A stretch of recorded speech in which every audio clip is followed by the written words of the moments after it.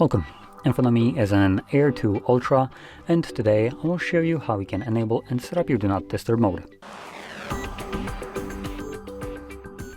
So to get started, swipe down from the top of the screen twice, which will show you a bunch of toggles, and on the first page primarily you should be able to find the Do Not Disturb mode. If you can't, just flip through the pages, there's a couple of them. Once you see the tile, hold it the first time around, as this will quickly take you to the settings where you can check how the mode is set by default and obviously customize it to fit your needs. Once you've done so, close this up and then once again find the tile, tap on it, and you're good to go. Your mode is now enabled.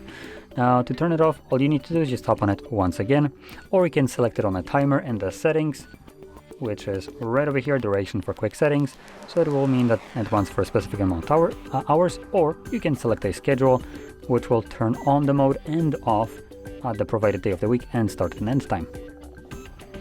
Now with that being said, hopefully you found this very helpful, and if you did, don't forget to hit like, subscribe, and thanks for watching.